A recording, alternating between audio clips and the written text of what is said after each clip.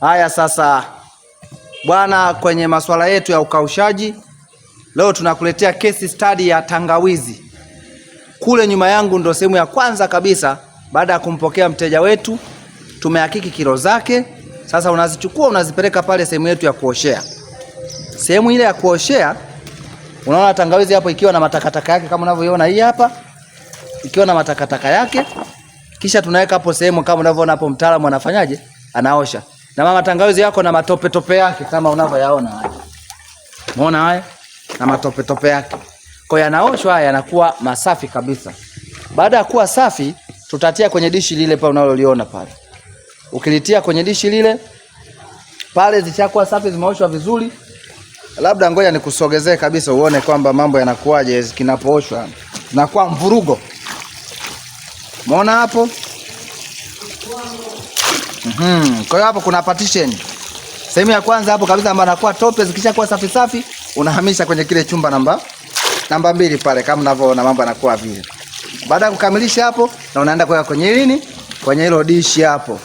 Kutoka kwenye dishi hapo tunakwenda sasa kupeleka kwenye ile slicer. Kikatio. Mzigo huu hapo tunapeleka kwenye slicer. Hiyo ndio mashine yetu ya kukatia hiyo. Kwani kusogezea uone jina lake na unaweza kaenda kuinunua kwa matumizi yako. Kizuri kula na ndugu yako. Chuma iko hapo. Hiyo ni mashine ambayo ya kawaida kabisa inatumia umeme wa kawaida. Nikisema umeme wa kawaida na maana kwa maana imeconnectiwa cable. Tena cable yenyewe hii hapo unayoifahamu kabisa ambayo unawekea muziki. Hiyo hapo. Cable tena sio electronic hiyo hapo. Unaona kidude iko hapo. Mzigo wako hapo. Ukitoka hapo baada hapo unaweka sasa. Mzigo unawekwa hivyo, unawekwa hapo ndani. Unajazwa kwenye hicho kinu. Umeona hapo mzigo huu hapo. Ambao tayari umeshaoshwa na nini huko vizuri. Unawekwa kwenye hiyo mashine. Unajaza, unawasha umeme. Unaona chuma inaunguruma. Baada hapo sasa unakuwa na hicho kishindilio. Kishindilio ukiwa unashindilia hapo, twende tuone matokeo sasa. Matokeo haya huko. Unaona inapokuwa hiyo ndio kinachotokea. Unaona hiyo business. Kwa hiyo unaenda kuamua kwamba ikata kipande kidogo kidogo kama hivi. Unaona mashine ni ya kawaida kabisa. Lakini hapa unakuwa unasukumia na hicho kisukumio ili uweze kupita pale mahali ambapo panafanyaje? Kwenye katika meno. Kwa hiyo mashine ni mashine ya kawaida kabisa ambayo ukiitaka tutafute. Ukiitaka mashine kama iwe wasiana na sisi tukwambie itakufanya. Maana sio tunatengeneza hapa lakini pia unaweza kufanya jambo na wewe ukaenda kutengeneza ya kwako. Mashine hiyo hapo umeona hiyo kazi yake ni kukata mizizi. Wewe unasoma na Kiingereza. Bruce and tuber slicer. Hiyo hapo. Tukitoka hapa sasa baada ya mzigo kwa umewekwa hapo sasa umekatwa na nini? Umeiona? Unabeba hapo ndo unapeleka kule ndani ambako nakupeleka muda si mrefu. Tunaenda zetu sasa hapo. Tunaenda wapi?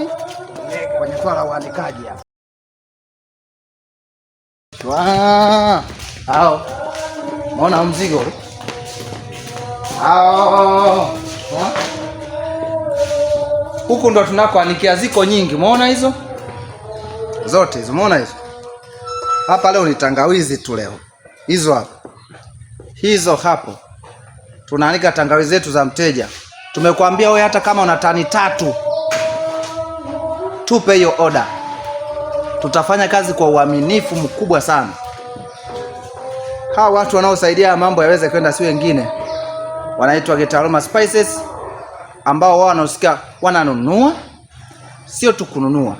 Wanatengeneza hapa mafuta, sio tu hayo, lakini wanashiriki pia katika swala zima la ukaushaji. Kwa hiyo baada ya kuwa tumeosha tangawizi zetu kule tumezikata kwenye ile mashine, sasa inaingizwa hapa kwa ajili ya kukaushwa. Kwenye hii mtambo lote unaona lote. Leo hii zamu ni ya tangawizi. Tumeanika mdalasini, tumeanika ile mikaratusi, tumeanika iliki. Sasa leo ni tangawizi. Kama unavyoona hapo tangawizi hiyo hapo. Safi kabisa. Ni ndani ya masaa 24 mpaka 48 inategemeana na hali ya jua huko nje. Tunakuwa tumemaliza. Nyuma yangu unaona hicho kifeni hicho. Wakati nafanya kazi, kile kifeni unakiwasha pale, ambacho kazi yake ni kutoa mvuke kama unakuwa humu ndani. Kwa kifeni hichi kwa mfano, mambo kwa ushahidi, nikiwasha hapo unaona? Mbona hiyo chuma hapo inakuwa imewaka. Kazi yake inatoa unyevunyevu ndani na peleka nje wakati wa operation. Hiyo tu. Kwa bwana, leo hii ndugu yangu nakukaribisha sana ulete hapo mazao yako hasa ya viungo. Tuletee majani ya mdalasini, tuletee michaichai. Nimepita kwenye mashamba kwa nakuta watu wametupa majani na kasikitika sana. Njoni hapa uje tuwekeze pamoja. Tuone namna gani tunaweza kujipatia faida ya kutosha. Mpaka siku nyingine, usiache kutufuatilia katika mitandao ya kijamii kwa ajili ya kupata taarifa nyingine nyingi zinazohusiana na masuala ya viungo na mazao mengine kasoro mahindi.